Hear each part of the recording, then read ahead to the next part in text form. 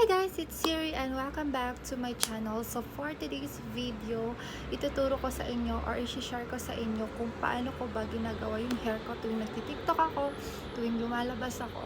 So if you are interested, then just keep on watching. But before that, if you are new to my channel, please do subscribe and click the notification bell beside it so that you will be notified every time I posted a new video. Guys, ito yung situation ng hair ko. So, super sabog talaga yung hair ko. Kasi, hindi naman talaga straight yung hair ko. So, medyo may pagka-curl siya na sabog. Ganun. Alam niyo yun? So, gets nyo ba? So, aayusin natin siya since magti-tiktok ako mamaya. So, even nasa bahay ako. Kakatapos ko lang naligo kanina, guys. And, inante ko lang siyang matuyo sa sarili niya. So, hindi ko na siya blower para avoid ma-damage yung hair at avoid mag-dry. So, papainitin lang natin yung iron. So, ito yung iron ko. Binili ko to sa Dubai. So, isi-switch lang natin siya dito. Ayan, nag-red na siya. Tapos, mamimili ka kung gaano mo ka gustong ka-hot, ka-intense, ganun. And then, kung gusto mo naman yung talagang sakto lang, you can put it on 200, tas mas may mababa pa 180 and 160. So ako ang ginagamit ko is yung 220. So sa 220, tapos pag natapos na yung blink niya, ibig sabihin medyo ano na siya, pwede na siyang gamitin or mainit na siya. So antayin lang natin na uminit. Tapos, ang gagawin ko muna is suklayin muna natin. Tapos, iha-half ko siya para ma-iron yung likod muna. So, since hindi ko makita, tapos mahaba pa yung hair ko. Tapos, hindi pa kasi ako nagpaayos ng hair dati, guys. Mag-insert ako ng mga picture na straight pa yung hair ko. So, ngayon, more than 1 year na siya, hindi ko pa siya napapaayos kasi parang hindi ko pa siya priority as of now. So, ay, iba yan? Wala kasi akong clamp. So, ito na lang muna yung gagamitin ko pang tali. So, ganyan. So, medyo okay na. Mainit na ata yung iron. So, ganyan yung ginagawa ko. So, and then, ganyan. Kailangan natin siya suklayan ng maayos. Tapos, iron. So, okay na siya. Start.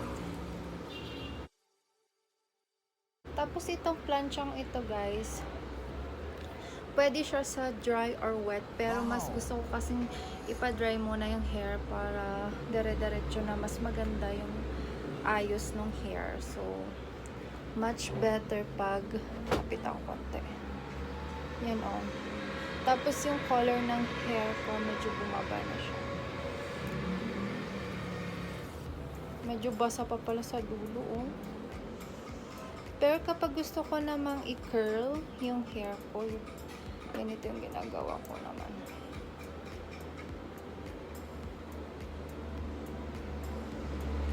Ay, hindi ko maayos. Ano ba yan? Basta ganon. Medyo basa pa kasi siya. Hindi siya mag-curl. Tuloy nag-iwan ng...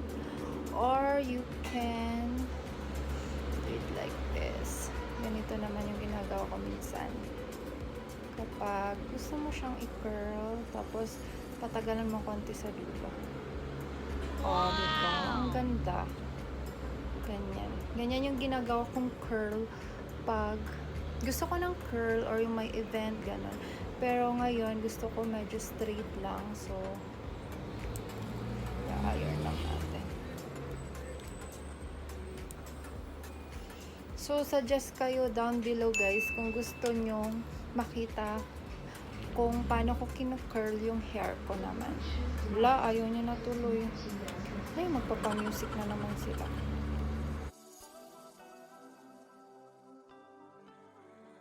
So, wait lang guys. Tapusin ko hanggang dito. Tapos, ipapakita ko sa inyo after. So, ayan guys. Okay na siya. May background music ako. So, i-mute ko na lang yung ibang parts. So, ayan. So, next layer na tayo ng hair.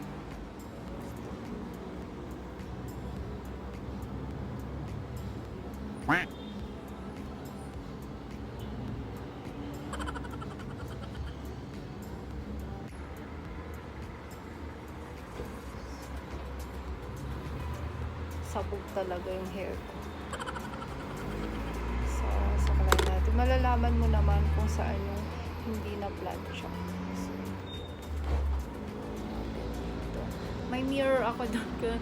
Kaso don't mind me if tumitingin ako doon.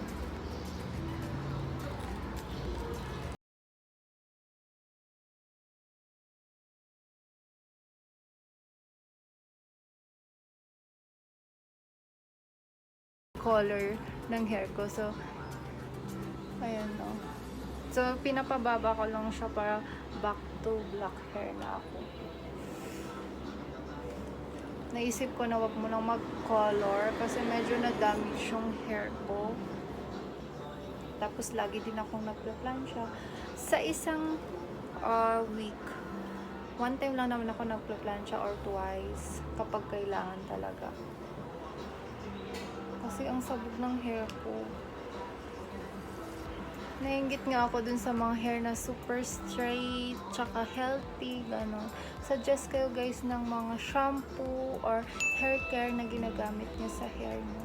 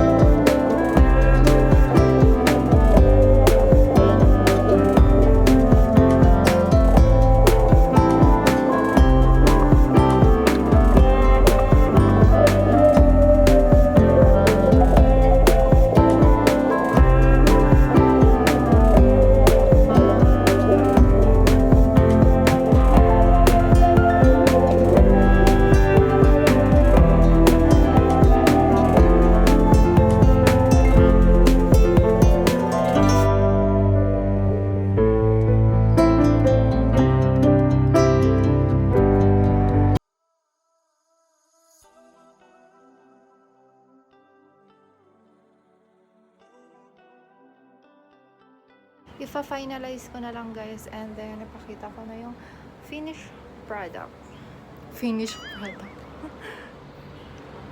So ayan guys, medyo pina-finalize ko na yung hair ko.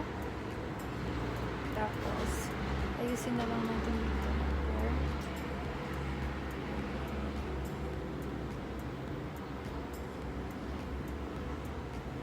So ganyan lang.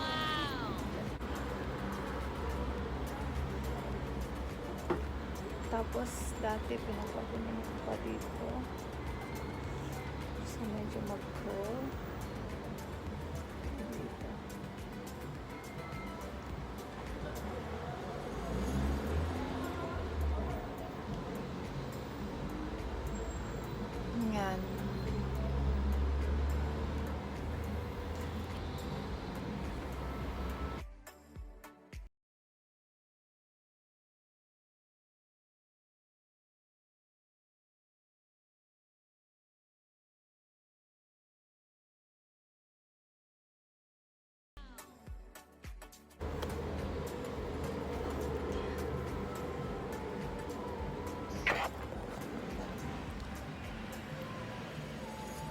So, ayan lang guys. Ganyan ko lang inaayos yung hair ko. Diba nag-transform yung sabog into this. So, ayun, akala nyo straight yung hair ko. Pero hindi. Talagang sabog siya at ina-iron ko lang siya. So, I hope you like this video. Leave a comment down below if may suggestions pa kayong ibang gustong i-vlog ko. So, thank you guys for watching and see you in my next one. Bye!